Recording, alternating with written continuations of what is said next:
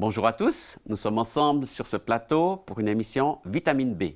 Vitamine B comme Bible, on échange autour de la Bible. Et aujourd'hui, c'est Cathy Moret, mon invitée. Bonjour Cathy. Bonjour Sylvain. Tu vas bien? Oui, très bien. C'est une joie de te recevoir et d'entendre toutes les histoires que tu as vécues dans ta vie. Merci. Tu as eu une vie passionnante. Ah, ça c'est sûr. Voilà. Tu es née en Suisse, mais tu n'es pas restée toute ta vie en Suisse. Tu nous dis quelques mots? Oui, tout à fait. Je viens des bords du Léman Ouais. et je suis devenue infirmière.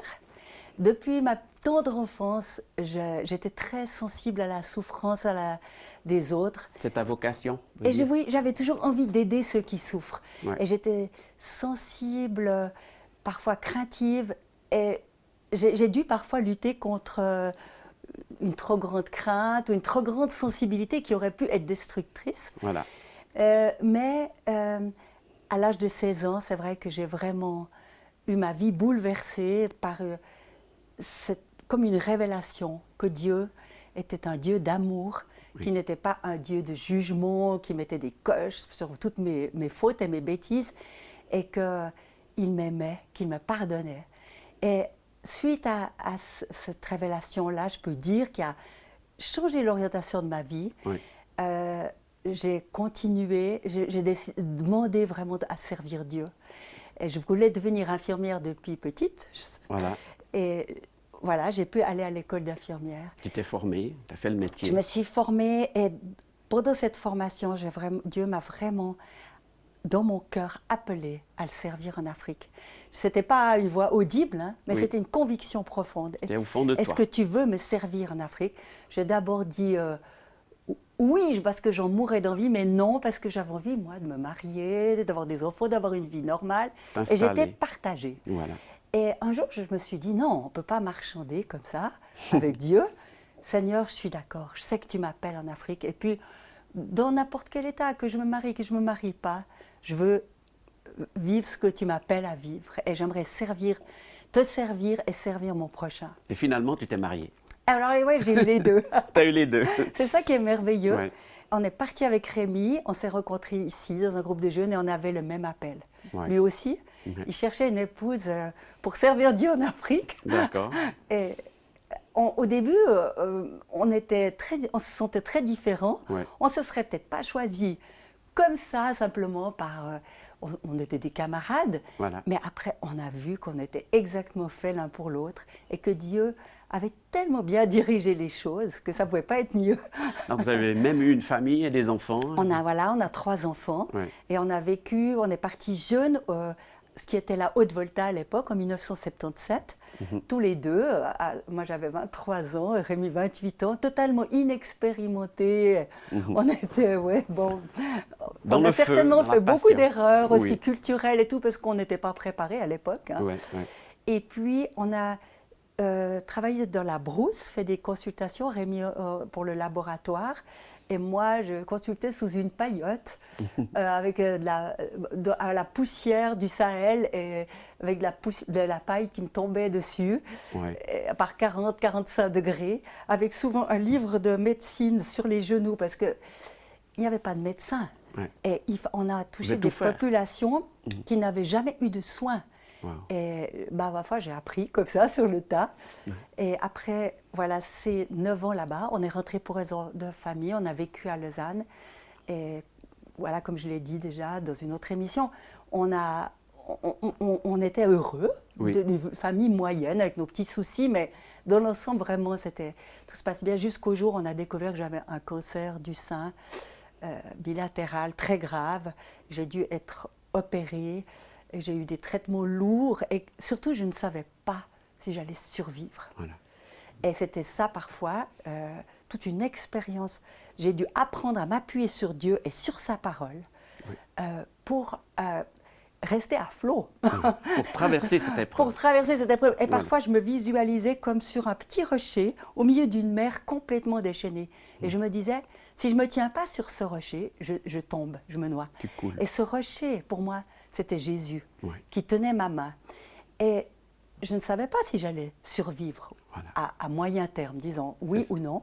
Mais j'avais confiance, je me suis dit, Seigneur, je t'ai confié ma vie, tu t'en occupes. Mais je veux te rendre gloire et que ma vie soit utile. Magnifique. Et tu lis toujours la Bible et elle est toujours ton guide. Je la lis, oui. C'est Alors, un rocher. Voilà. C'est quoi le verset que tu veux partager avec nous aujourd'hui? Alors c'est Ésaïe 61, Alors, verset 1. on va le lire. L'Esprit du Seigneur de l'Éternel est sur moi, parce que l'Éternel m'a consacré, m'a oint pour annoncer de bonnes nouvelles aux pauvres. Il m'a envoyé pour guérir ceux qui ont le cœur brisé, pour proclamer aux déportés la liberté, aux prisonniers la délivrance. C'est un magnifique texte. Tu te sens concerné par ce texte? Oui, parce qu'en fait, je l'ai vécu presque, je peux dire, littéralement. Concrètement. Voilà, exactement. C'est ça. Après 3 ans après les traitements, 3 ans après la fin de ma chimiothérapie, on a vraiment souhaité, avec Rémi, repartir avec 2 de nos 3 enfants. L'aînée était grande, était restée ici. De repartir au Burkina. Wow. Et c'était, oui, vraiment comme une renaissance. Il était courageux. Oui, on se sentait poussé. Bon, le docteur était plus ou moins... Mais on donnait l'accord en disant il faut revenir chaque année. On va faire chaque année des contrôles parce que je ne savais pas. On n'a jamais de garantie totale sur notre vie, personne. Hein. Voilà. Et on est parti par la foi. Rémi a trouvé un financement pour 2 ans de manière absolument miraculeuse dans son métier. Et ça nous a envoyés. Et là-bas, très vite, l'aumônier de la prison, qu'on connaissait très bien du précédent séjour, est venu et m'a demandé « Est-ce que vous viendriez aider à la prison ?» Parce qu'il y a un travail spirituel qui est fait, mais il y a beaucoup de détresse, aussi physique, humaine, des problèmes de santé. Et je pense que vous seriez accueillis à bras ouverts. Tu n'avais aucune expérience? Ah bah aucune, j'étais jamais rentrée dans une prison. Oui, au Burkina, dans un séjour, Une fois, on avait visité, j'avais été touchée par ces détresses, parce que prison africaine, il faut imaginer que ce n'est pas nos prisons 4 étoiles. Oui. Les pays en voie de développement ont très peu de moyens pour le développement du pays, C'est ça. à combien plus forte raison pour leurs prisons. Ils font ce qu'ils peuvent, mais c'est clair que la situation n'est pas facile. Surpopulation, insalubrité, vraiment manque de soins. Je parle de la situation il y a 20 ans. Oui, beaucoup de Actuellement, douleur, souffrance. beaucoup de douleur. Actuellement, l'État fait énormément de progrès. Un service de soins a été mis en place. Mais en tout cas, quand je suis arrivée, il y avait des besoins immenses. Donc tu as contribué à mettre sur pied un système de soins? Je suis arrivée dans ces prisons, je me disais, mais qu'est-ce que je peux faire? Comment? Quoi? Toute seule avec Voilà, et je tâtonnais, mais j'étais convaincue que c'était juste. Et quand j'ai vu comme les détenus étaient tellement contents même que je vienne les visiter. Tu n'as pas eu peur? Mais, alors voilà, moi qui étais craintive, petite fille, une très grosse craintive, des fois je le suis encore en voiture par exemple, Voilà. c'est quand même ma nature. Absolument pas. Et Pas peur. non, alors j'obéissais aux consignes, je faisais ce que les gardes me disaient, mais je n'avais pas peur, je me sentais complètement dans la paix. Et les prisonniers, il y en a beaucoup qui sont abandonnés par leur famille, ostracisés, étaient tellement touchés qu'une femme, et moi j'avais 45 ans, alors déjà j'étais leur maman en Afrique, et qu'une maman vienne s'intéresser à eux alors que je n'avais pas besoin d'eux, moi. Oui, c'est ça. Et quand j'ai vu ce que ça leur faisait comme bien, j'ai eu beaucoup de joie. Puisque j'avais toujours eu ce désir d'aider mon prochain. J'avais toujours été sensible à la souffrance des autres. Et j'ai vu que sur le plan de la santé, c'est vrai, ils avaient énormément de besoins. J'ai offert mes services à la prison en disant, bon voilà, j'ai des capacités limitées parce qu'il n'y avait pas de médecin. C'est ça. Il n'y avait que 2 ou 3 infirmiers pour 1000 et quelques détenus à l'époque. Wow. Donc, eux, ils ne pouvaient pas faire face à tout ça. Donc, toute aide était bienvenue. Et les autorités m'ont accueilli à bras ouverts. Et, voilà. Et petit à petit, tu as trouvé des moyens. Petit à petit, oui. Et développer. j'ai vraiment souvent prié et demandé à Dieu. Moi, j'aime mon métier, mais j'ai tellement de limites. Oui. Il faut que tu m'inspires, il faut que tu m'aides, il faut que je consultais mes bouquins de médecine, parce qu'il fallait tout à coup prescrire des antibiotiques. Je posais des questions aux médecins que je côtoyais à l'extérieur. Qu'est-ce que vous me conseillez? Alors, c'était parfois un peu empirique, mais je peux dire que je pense à sauver bien des vies. Magnifique. Malgré mes limitations. Et petit à petit, au cours des années, j'ai pu prendre quand même un petit peu de connaissances surtout du milieu carcéral. Il y avait certaines pathologies que je ne comprenais pas. J'ai posé la question aux médecins extérieurs, burkinabés, et ils Oui. ne savaient pas. Ouais. Et c'était des avitaminoses particulières à la vie carcérale, à la nourriture, alimentation très monotone, parfois carencée. Et certains qui tombaient malades aussi avaient des syndromes de malnutrition ou de sous-nutrition, avec des carences vitaminiques qui provoquaient des atteintes très graves.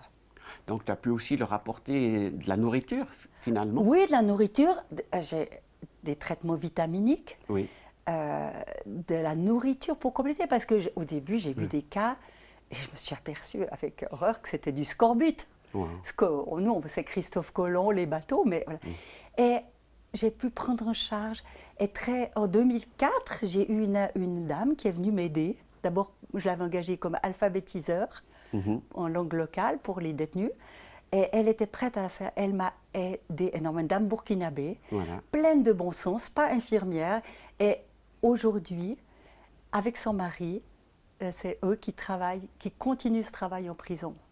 Et ça m'a beaucoup aidé d'avoir quelqu'un de burkinabé. Ah ouais, quelqu'un de local. Ouais. Qui comprenait beaucoup mieux que moi encore la culture. Oui, c'est ça. Voilà. C'est ça. Mais tu avais des moyens pour faire tout ça? Parce que ça a dû te dépasser des fois. Alors au début, pas grand-chose, parce qu'au début, Rémi avait 2 ans de salaire, mais après, on s'est retrouvés sans soutien, parce qu'on savait que c'était qu'un financement de 2 ans. Oui. On a cherché, on n'a pas trouvé, et des amis qui nous avaient soutenus durant le premier séjour à partir de 77 à 86 ont eu à cœur de commencer un peu à nous soutenir. On avait des petites économies qu'on a consacrées pour se maintenir là-bas, par conviction. Oui, par conviction. Et comme je l'ai dit dans une autre occasion, vu ce que j'avais traversé avec ce cancer et cette possibilité même que ma vie s'achève, je n'avais même plus peur de manquer d'argent. Oui. Mon côté bonne Suisse avait un peu été pour aller vers l'essentiel. Oui, oui. Et on a quand même toujours pu rester là-bas, on a eu des aides, et c'était la provision de Dieu, hein, souvent. Oui. Quelqu'un qui nous envoyait de l'argent comme ça. Des miracles, en fait. Des miracles, des miracles. On Ouais. a vécu, je ne croyais pas pouvoir le vivre à notre époque comme ça. On lit des récits missionnaires, et petit à petit, j'ai pu avoir plus de moyens pour aider ces prisonniers. Ensuite, l'association Azaren, ensuite, nous a pris en charge toute cette aide, tous ces volets, si bien que j'ai pu acheter des grandes quantités de médicaments, visiter plus de prisons, développer le travail avec plus de moyens. Donc, tu étais ensuite dans d'autres prisons, tu as exporté ton travail? Oui, j'aurais pu aller dans toutes les prisons du Burkina. Après, on m'appelait partout parce que les responsables des prisons me connaissaient au fil des années. Bien sûr, ils ont vu le bien que tu as fait. Mais je ne pouvais pas, donc je me limitais dans un rayon de 100 km autour de la capitale, 5 ou 6 prisons. Déjà pas mal. Oui, et puis surtout la prison centrale où il y a beaucoup de travail. Alors, on ne peut pas tout faire, c'est modeste, mais des vies sauvées. Souvent, ça sentait mauvais, c'était plein de mouches, mais ça ne m'a jamais dérangée. Ouais. Ça ne m'a jamais dérangée. Je sentais tellement qu'il fallait que je fasse ce travail, j'avais tellement de joie, ça ne m'a jamais ennuyée d'aller faire ce travail. Et je travaillais tous les jours. Hein. Ouais. Un temps, au début, je faisais 6 jours par semaine dans la prison. Après, je me suis limitée à 5, plus souvent les cultes, avec Rémi. Mais ça ne m'était pas pénible. J'avais beaucoup de joie quand je rentrais. Des fois, j'étais tellement fatiguée parce qu'avec la chaleur, surtout les dernières années, parce que bon, les années passent. Mais voilà. Tu sens que c'est ce verset qui t'a guidé aussi. L'Esprit du Seigneur était sur toi, en fait. Oui. J'ai reçu la force, et puis c'est comme si Dieu palliait à toutes mes insuffisances, complétait, utilisait ce qu'il m'avait donné comme peut-être qualité, même mes défauts parfois m'ont été utiles, mais j'ai dû apprendre beaucoup de choses, me calmer, ne pas être trop suisse dans mes exigences, m'adapter à la culture, Oui, c'est ça. et pour que je puisse être utile et utilisée. Oui. Merci beaucoup pour cet échange, c'est très très riche. Et je crois que beaucoup vont être encouragés de lire la Bible et de voir que concrètement on peut l'appliquer. C'est ce que tu as fait. Exactement. D'accord. Et c'est merveilleux. Eh bien, merci pour cet échange et puis on se réjouit de vous retrouver pour une prochaine émission, Vitamine B, un temps où on échange sur la vie, sur la foi, sur la Bible et on essaye de saisir ce que Dieu a pour nous aujourd'hui.